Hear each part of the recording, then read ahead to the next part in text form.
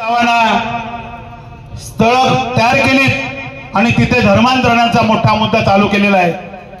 त्याची नस पकडली जाते, कारण सिकल सेलचं प्रमाण हे अनुवंशिकता आहे, आजार आहे, आणि त्या आजाराला पकडून हे ख्रिश्चन धर्माचे लोक ती कुठली तरी गोळी आहे, ती गोळी त्याच्यामध्ये पाण्यात टाकतात, त्यात क्रॉस ठेवतात आणि ते पाणी प्यायला देतात, तात्पुरती तो आराम पडतो, अशी ती गोळी आहे। त्या गोळीचं मला नाव आठवत नाही, परंतु अशा पद्धतीने आदिवासीला ख्रिश्चन धर्मात कसं आणायचं हे चांगल्या प्रकारे चालते। त्याच्या व्यतिरिक्त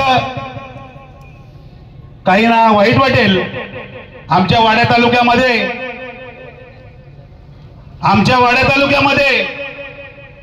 एक एनजीओ मोठी आहे, 300 एकर जागा त्यांनी एक मोठं संकुलन उभारलेलं आहे। ते म्हणजे गालतरे इथे इको विलेज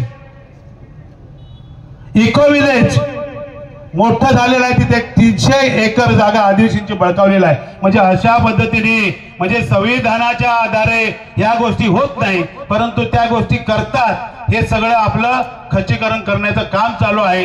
बोगसांचा सुळसुळाट झालेला आहे, बोगस भरमसाठ आलेला आहे।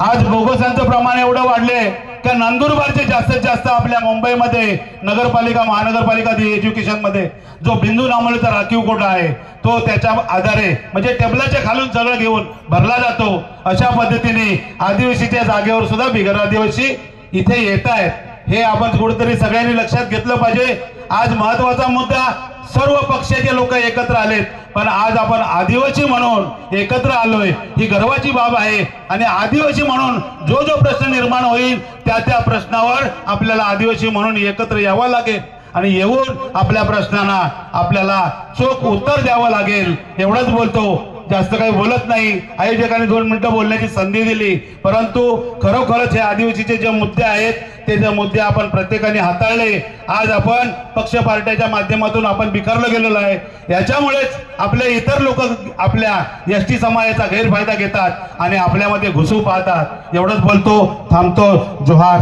जिंदाबाद, आपकी जय।